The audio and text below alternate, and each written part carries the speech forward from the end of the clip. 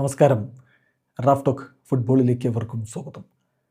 സാബി അലോൺസോയുടെ പുറത്താകലിലേക്ക് നയിച്ച കാര്യങ്ങൾ എന്തൊക്കെയാണ് എന്ന് ചികയുകയാണല്ലോ ഇപ്പോൾ ഫുട്ബോൾ ലോകം.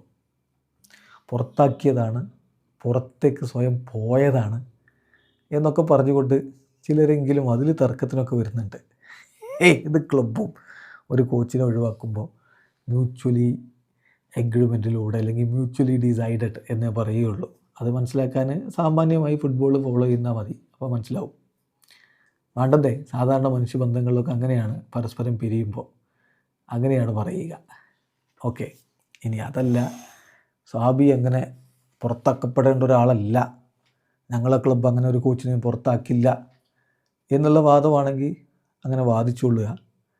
ഫൈനൽ റിസൾട്ട് എന്താണെന്ന് വെച്ചാൽ കോച്ച് ഇപ്പോൾ പുറത്തായിട്ടുണ്ട്, പുതിയ കോച്ചിനെ വെച്ചിട്ടുമുണ്ട്.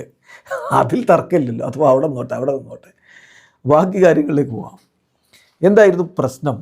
ഇത് തുടക്കം മുതൽ തന്നെ താരങ്ങൾ ഇങ്ങനെ കംപ്ലയിൻറ്റ് ചെയ്യുന്നു എന്നൊക്കെ നമ്മൾ വാർത്തകൾ കേട്ടു. അതായത് അഞ്ചലോട്ടിയുടെ ഭാഗത്ത് നിന്ന് താരങ്ങളോടൊരു ഫാദർലി അപ്രോച്ച് ഉണ്ടായിരുന്നു. അവർക്ക് എപ്പോൾ വേണമെങ്കിലും എന്ത് കാര്യങ്ങളും ചോദിച്ച് അദ്ദേഹത്തെ സമീപിക്കാമായിരുന്നു. സാബിയുടെ കാര്യത്തിൽ അങ്ങനെയല്ല, അപ്രോച്ചബിൾ അല്ല എന്നുള്ളൊരു വാദം നമ്മൾ കേട്ടിരുന്നു.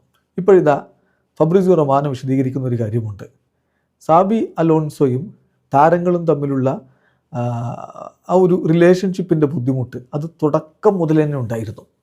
Relation between Xabi Alonso and players has been difficult from the start. തുടക്കം മുതലേ അതുണ്ടായിരുന്നു. ഒരു ഡ്രസ്സിംഗ് റൂമിൻ്റെ ഒരു ഭാഗം എന്ന് പറഞ്ഞാൽ പല പ്രധാന കളിക്കാരും ലൂക്ക മോഡ്രിച്ചിനെ എങ്ങനെ ട്രീറ്റ് ചെയ്തു എന്നുള്ളതിൽ തീർച്ചയായിട്ടും എതിർപ്പുള്ളവരായിരുന്നു. എന്താ സംഭവം? ലൂക്ക മോഡ്രിച്ച് റയൽ മാഡ്രിഡിൽ തുടരാൻ ആഗ്രഹിച്ചിരുന്നു. അത് അദ്ദേഹം തന്നെ തുറന്നു പറഞ്ഞതാണ്.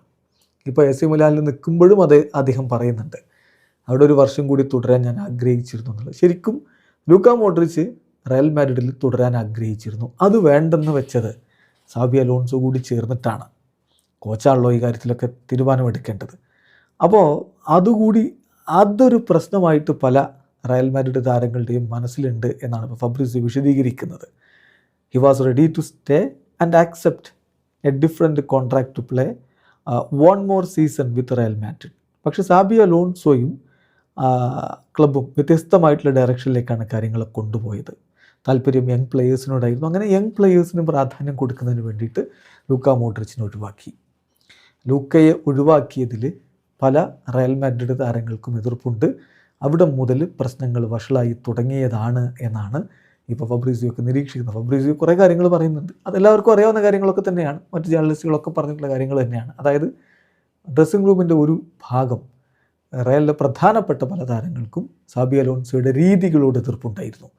അത് അദ്ദേഹത്തോട് അപ്രോച്ചബിൾ അല്ല എന്നുള്ള പരാതിയിലൂടെയും അദ്ദേഹത്തിൻ്റെ ടാക്ടിക്സിനോട് എതിർപ്പ് കാണിച്ചുകൊണ്ടും അങ്ങനെ സബ്സ്റ്റിറ്റ്യൂഷൻ ചെയ്യുമ്പോൾ ഉള്ള എതിർപ്പുകളും ഒക്കെയായിട്ട് പല ഘട്ടത്തിൽ പലപ്പോഴായിട്ട് അതിൽ പ്രശ്നങ്ങൾ നമ്മൾ കണ്ടു. അപ്പോൾ വിനി ജൂനിയർ കഴിഞ്ഞ എൽ ക്ലാസിക്കോയിൽ, ഈ സൂപ്പർ കോപ്പ ഡി എസ്പാനയുടെ ഫൈനലിൽ, അതിന് മുമ്പത്തെ എൽ ക്ലാസിക്കോയിൽ അദ്ദേഹത്തെ സബ്സ്റ്റിറ്റ്യൂട്ട് ചെയ്യുന്ന സമയത്ത് എല്ലായ്പ്പോഴും എന്താണ് ഇങ്ങനെയാണെങ്കിൽ ഞാൻ ക്ലബ്ബ് വിടുകയായിരിക്കും നല്ലത് എന്നൊക്കെ പറഞ്ഞുകൊണ്ട് കയറിപ്പോകും നമ്മൾ കണ്ടു. അതിനുശേഷം പിന്നെ അദ്ദേഹം അപ്പോളജൈസ് ചെയ്തുകൊണ്ട് ഒരു സ്റ്റേറ്റ്മെൻറ്റ് ഇറക്കുമ്പോൾ സാബിയുടെ ഒരു അപ്പോളജൈസും അദ്ദേഹം ചെയ്യുന്നില്ല എന്നുള്ള കാര്യം ശ്രദ്ധിക്കണം. അന്നും അത് വലിയ രൂപത്തിൽ ചർച്ചയൊക്കെ ആയിട്ടുള്ളതായിരുന്നു. സോ ഡ്രസ്സിംഗ് റൂമിലൊരു വിഭാഗത്തിന് സാബിയുടെ എതിർപ്പുണ്ടായിരുന്നു.